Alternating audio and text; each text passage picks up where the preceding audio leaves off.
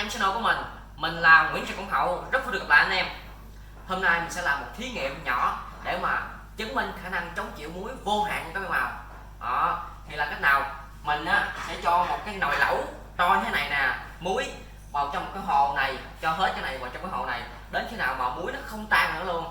Đó, thì mình sẽ chứng minh cho anh em xem là cái màu này nó có độ chịu muối rất là cao, cao hơn cả cá biển luôn. Cá biển mình cho đi muối vào hồ này là nó chết luôn á, còn cá màu thì nó có thể vượt ra khả năng của cá biển luôn, nó có thể chịu muối rất là cao. Đó, thì anh em phải xem mình làm như thế nào nha. Rồi, chào anh em, thì đầu tiên mình sẽ đến thông số của hồ mà làm thí nghiệm. Thì dòng cá mà mình chọn làm thí nghiệm là con Dark Dragon rồng tối. Thì những con này mình chưa có hề bỏ muối một lần nào, chưa có hề cho nó tiếp xúc muối lần nào hết trơn á, cho nên mình đem nó ra thí nghiệm mới là thu được cái kết quả mà chính xác nhất. Đó, kích thước hồ mà mình dùng để làm thí nghiệm là hồ 40 50, mực nước cao 30 là ngang 40, sâu vào 50 và cao lên 30. Đó, thì thể tích nước là 60 lít và nếu anh em nào bên Mỹ coi thì là 15 gallon. Đó.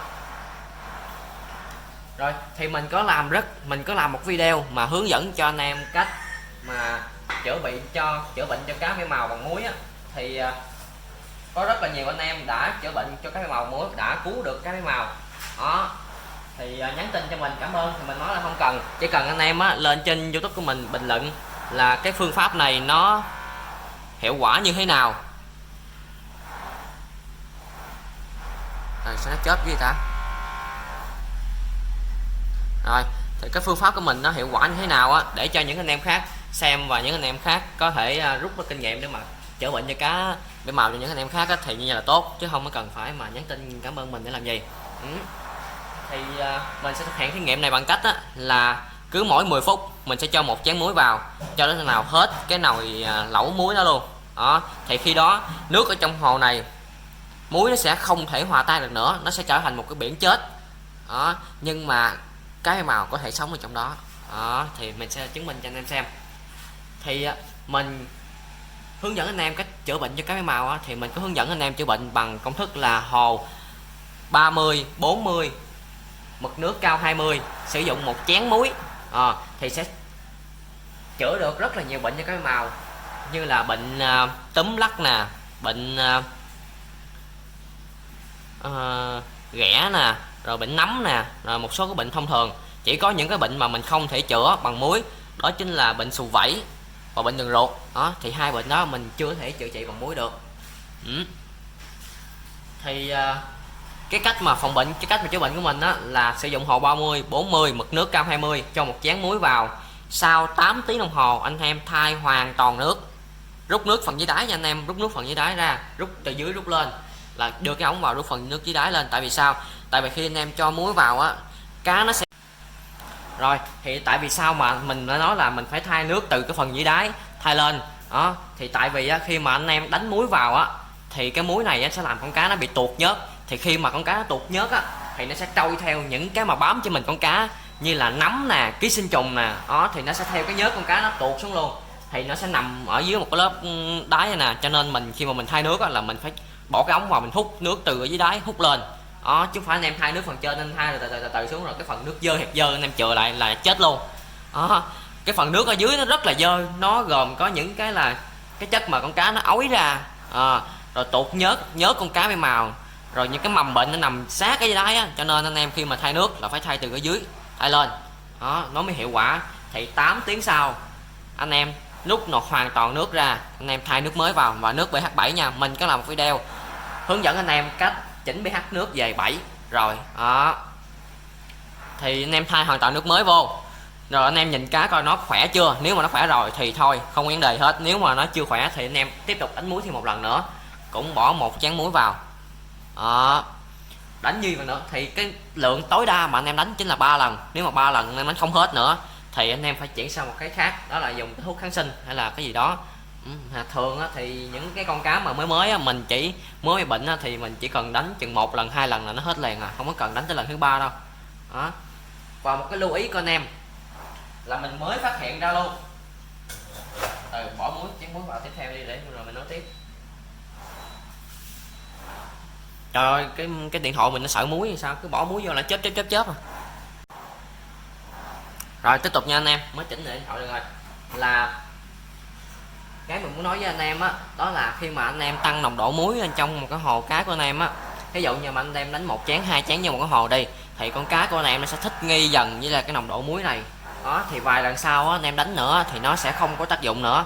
Đó, anh em phải chuyển sang một loại khác, như là chuyển sang dùng thuốc kháng sinh, sau đó mới dùng trở lại muối á, thì nó mới có tác dụng, chứ anh em dùng muối liên tục thì nó sẽ không có tác dụng. Đó, thì mình vừa mới nghiên cứu ra được cái vụ này cách đây chừng 2-3 tháng, đó chính là những cái mầm bệnh, những cái con nấm, những cái con ký sinh trùng ở trong hồ này nè, nó cũng sẽ thích nghi dần theo con cá bé màu luôn. Có nghĩa là anh em bây giờ anh em đánh 1 chén vô thì nó chết, ngày hôm sau anh em đánh 1 chén vô nó không chết nữa. Đó, nó thích nghi rồi, hôm sau anh em đánh 2 chén vô thì nó mới hết.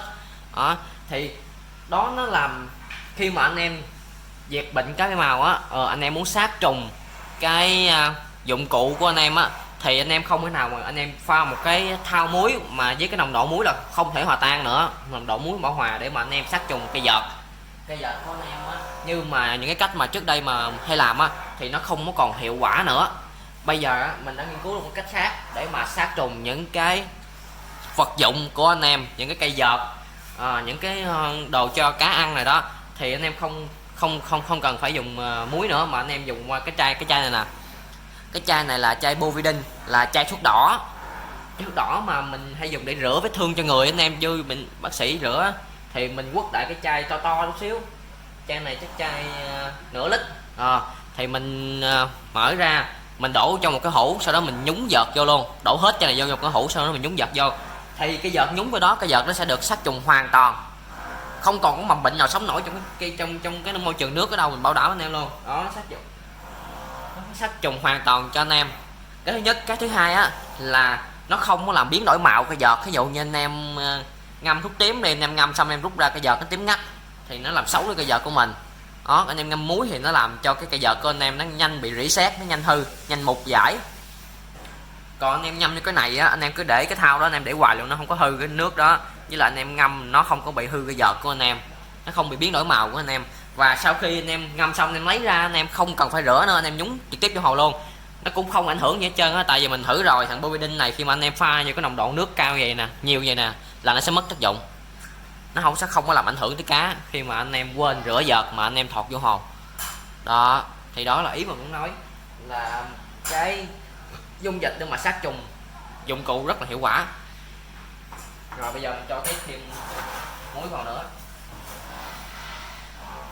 Muối đang dần bảo hòa đó anh em.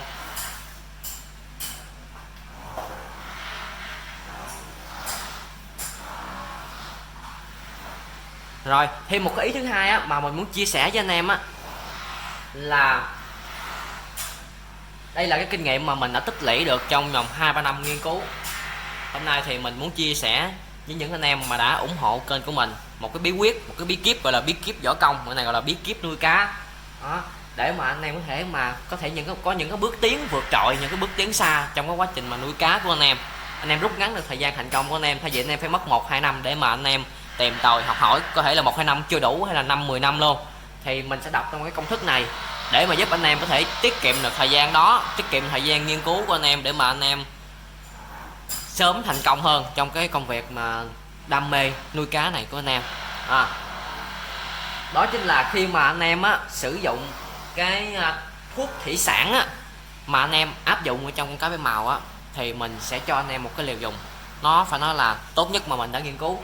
Là khi mà anh em bây giờ mình mô tả cái vấn đề cho anh em nghe cho dễ hiểu. Một con cá khi mà nó bị bệnh, mình ví dụ là bệnh ghẻ đi, bệnh ghẻ, thì anh em dùng, ví dụ anh em cho kháng sinh vào thì cái tỷ lệ mà nó hết bệnh rất là thấp. Đó, hoặc là anh em nhiễu mấy cái dung dịch mà sát trùng nước, mấy cái chai sát trùng nước mà anh em hay mua của mấy cái tiệm cá đó, nhiễu vào thì cái khả năng mà anh em cứu được con cá của anh em là rất là thấp. Anh em phải dùng cái cách đó chính là xử lý bên trong lẫn bên ngoài của con cá.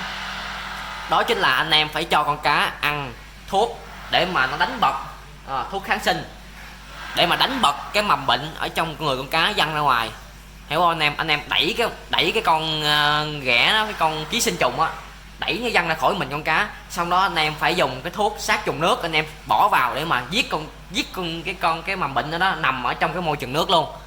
Đó là anh em phải kết hợp nhiều loại với nhau.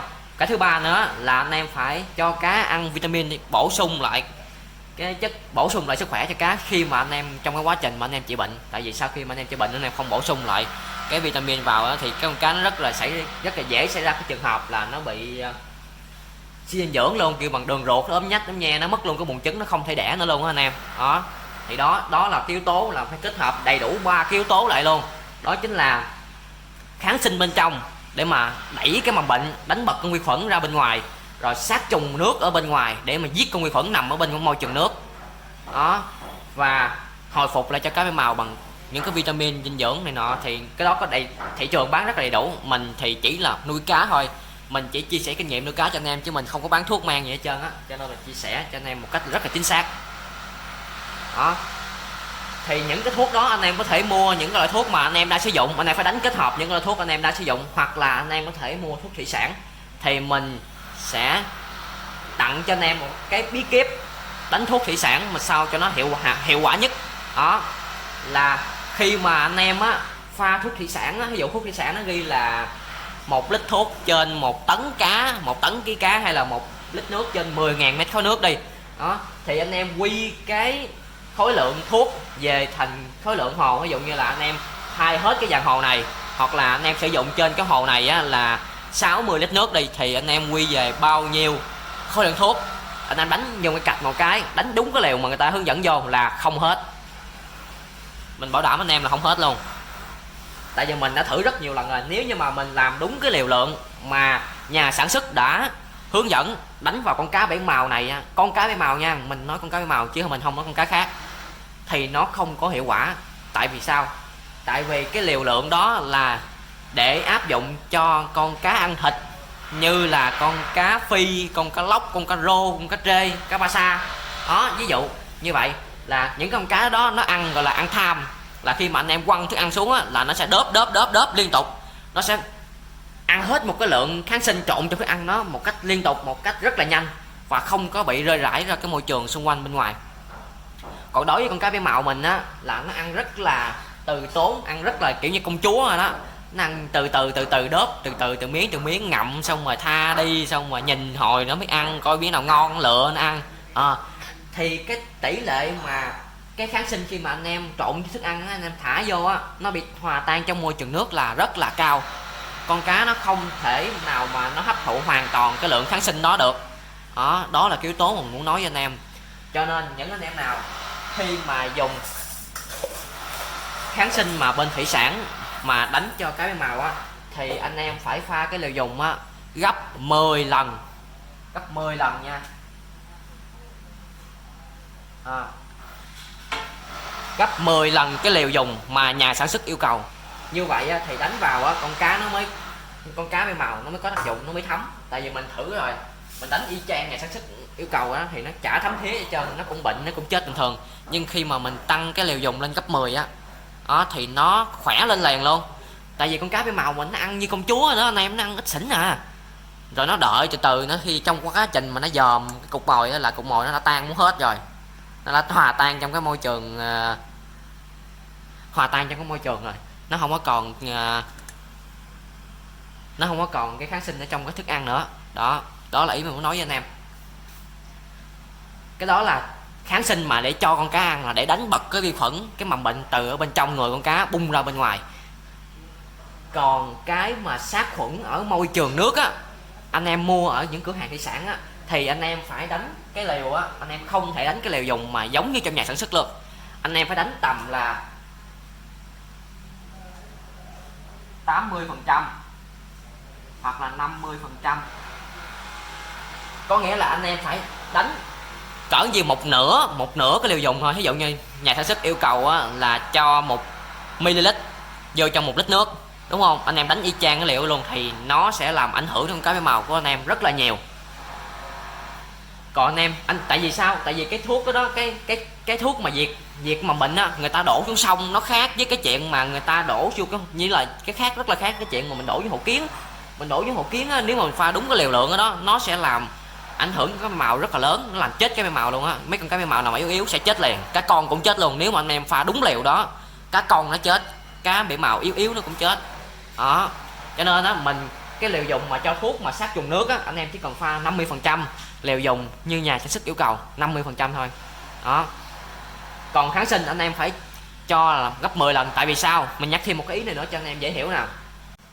Thì cái ý mà mình tiếp theo mình muốn nói cho anh em á, đó chính là người sản xuất á, khi mà người ta sản xuất thức ăn mà thuốc kháng sinh mà người ta cho cá ăn thịt ăn á, người ta rất là sợ cái dư lượng thuốc kháng sinh. Con cá nó ăn vào á, khi mà bán ra nó không có hết cái thuốc kháng sinh đó đó thì người ta sẽ không bán được cá đó. Cho nên người ta rất là giảm cái liều dùng của thuốc kháng sinh lại. Thì đối với cái màu của mình thì nó chả ảnh hưởng gì hết trơn á. Cho nên mình cứ việc tăng cái liều dùng thuốc kháng sinh lên gấp 10 lần thì đánh con cái màu á nó sẽ có hiệu quả cao hơn đó. Thì đó là cái ý mà muốn nói tới anh em. Rồi thì mấy ngày nay á mình hơi bận là mình đi mở trại cho tư vấn mở trại cho một số anh em. Thì những anh em đó rất là đam mê cá, anh em đó sẵn sàng bỏ những công việc mà anh em đang làm, những công việc mà rất là tốt luôn, anh em nó đang làm để mà anh em đó bước sang một bước ngoặt mới để mà suy nghĩ về cái việc mà nuôi cá đó. Thì anh em đó cần mình để tư vấn đó, thì mình tư vấn chuyện gì. Thì khi mà nuôi cá bé màu á, quan trọng nhất á là nước, nhất nước đó, nhì thức ăn, ba cần là tứ mới là giống cá đó. Thì nước á, có rất là nhiều anh em sử dụng những nguồn nước khác nhau như là nước sông nè đó, nước giếng nè, nước máy nè đó. Thì cái nguồn nước á, mỗi cái nguồn nước nó sẽ có một cái cách, một cái khó khác nhau. Ví dụ như nước sông á thì nó sẽ có là dư lượng thuốc trừ sâu nè đó. Rồi những cái chất mỡ, cái dầu mỡ hòa tan trong nước nè, nó làm bám cái màng ở trên cái màng nước nè. Thứ ba là phèn nè. Thứ tư là cặn bã nè, mấy cái cặn lơ lửng ở trong nước nè, đó sẽ làm ảnh hưởng đến cá. Thì mình tới mình tư vấn cho người ta, tư vấn cho những anh em đó cách nào mà để mà có thể mà biến cái nước sông thành cái nước mà nuôi cá hoàn hảo đó. Đó là cái công việc của mình, tới giúp đỡ như anh em đó, tới tư vấn cho những anh em đó là như vậy. Hoặc là nước giếng thì nước giếng nó hơi phức tạp hơn chút xíu. Có nghĩa là một số anh em á, khi mà xả nước giếng ra ban đầu có đúng 7 luôn, nhưng mà khi anh em á đánh oxy á nó lên tới 9-10 mà không ban đầu xả ra có 4 anh em đánh oxy nó lên 8-9 đó. Thì tại vì sao? Tại vì trong cái nước đó nó có hàm lượng vôi hòa tan cao, thì khi mà anh em xả ra anh em đo thì nó không có biết pH chính xác là bao nhiêu.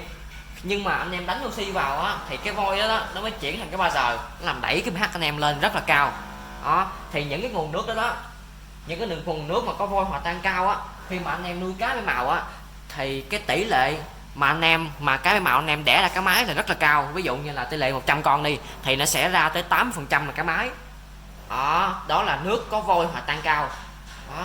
Thì mình tới giúp đỡ anh em là tư vấn anh em làm cách nào mà để loại bỏ hết cái vôi hòa tan đó, làm cách nào đưa về HG7 đó. Thì nước máy cũng vậy, nước máy là đơn giản hơn, nước máy tuy nó mắc hơn nhưng mà anh em hãy suy nghĩ ra đi, một con cá anh em bán là bao nhiêu tiền, một khối nước máy bao nhiêu tiền. Thì anh em dùng nước máy anh em nuôi cá nó sẽ tốt hơn là anh em dùng nước sông và nước giếng. Nước sông nước giếng xử lý cực lắm anh em đó. Thì đó là những gì mà mình muốn chia sẻ cho anh em.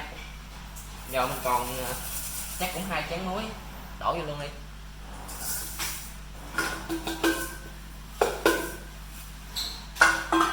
Anh em thấy không, muối đã không thể hòa tan được nữa, muối còn rất là nhiều ở dưới đáy hồ luôn, không thể hòa tan được nữa.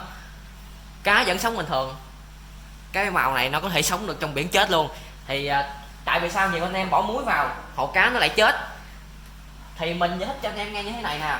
Có một số anh em á dùng cái chén của mình, xong rồi dùng cái muỗng múc ra, anh em tính ra một chén là bao nhiêu muỗng muối, xong rồi anh em lấy cái ly anh em bỏ cá vô, anh em bỏ muỗng muối vô, anh em cứu nó là nó chết luôn á. Tại vì sao? Tại vì khi mà cái hồ nó lớn như thế này nè, anh em bỏ một chén muối vào á thì cái tốc độ hòa tan muối nó sẽ rất là chậm. Anh em hiểu không? Bỏ một cái chén muối vào có thể là mất từ 5 tới 10 phút nó mới tan. Còn anh em dùng một cái ly, anh em bỏ một muỗng muối vào thì bỏ từ trên xuống là tan, mất tiêu muỗng muối luôn rồi. Thì tốc độ hòa tan muối nó rất là nhanh. Con cá bé màu này nó có thể sống trong môi trường mặn, nước muối, nhưng mà nó phải có thời gian để thích nghi. Giống như là anh em bỏ một chén muối vào thì từ từ nó sẽ thích nghi và nó không chết. Chứ còn bây giờ anh em pha sẵn một cái hũ muối anh em nhúng vô cây chết liền á. Anh em hiểu ý mình nói không? Có nghĩa là nó phải thích nghi dần thì nó mới sống được, phải pha dần nó mới sống được, chứ anh em bỏ hẳn một phát một vô là nó sẽ chết. Đó thì đó là những gì mà mình muốn nói trong cái video này. Đó, hy vọng là mình sẽ truyền đạt được tới anh em, mà hy vọng anh em sẽ lãnh ngộ được những cái kinh nghiệm của mình để mà anh em áp dụng một cái thuật nuôi cá của anh em sẽ giúp anh em thành công hơn. Đó. Đó, một cái cuối cùng mà mình muốn nói với anh em đó chính là mấy ngày đây mình gửi cá cho anh em hơi chậm, lý do là bên mình đang bị quá tải, một ngày bên mình tới có thể lên tới 40-50 đơn. Thì bên mình nhân viên đã rất là cố gắng để mà trả lời tin nhắn cho anh em, mà để đóng cá và để giao hàng cho anh em, nhưng mà những anh em có nhiều anh em không thể nhận được cá liền được, tại vì bên mình đang bị quá tải. Anh em có thể gặp trực tiếp những cái người shipper mà giao cá của mình, anh em hỏi trực tiếp coi một ngày anh đi giao bao nhiêu đơn, thì mình rất là cảm ơn những anh em shipper bên mình. Bên mình có hai người làm shipper. Đó thì chạy đi giao cá bên mình một ngày mấy anh chạy 40 đơn 50 đơn, chạy từ 7 giờ sáng tới 10 giờ đêm mới xong. Đó thì mình rất là biết ơn hai anh đó phải chạy ngoài đường, ngoài nắng ngoài nôi, mà phải giữ con cá mình trong cái tình trạng là mát mẻ để cho nó sống được tới tay anh em. Đó thì mình rất là cảm ơn hai anh shipper của mình. Thì anh em nào mà nhận được cá bên mình, có gặp những anh em shipper mà thấy anh em nó hơi mệt thì anh em hãy trao tặng cho anh ấy một nụ cười, hay là cho nó một ly nước, một chai nước gì đó để mà anh ấy có thêm sức khỏe để mà anh ấy chạy đi giao cá cho mình. Chứ mấy ngày nay mình thấy nó cũng hai anh em nó cũng rất là mệt rồi. Đó. Rồi bây giờ mình chào anh em, hẹn gặp anh em ở những video sau.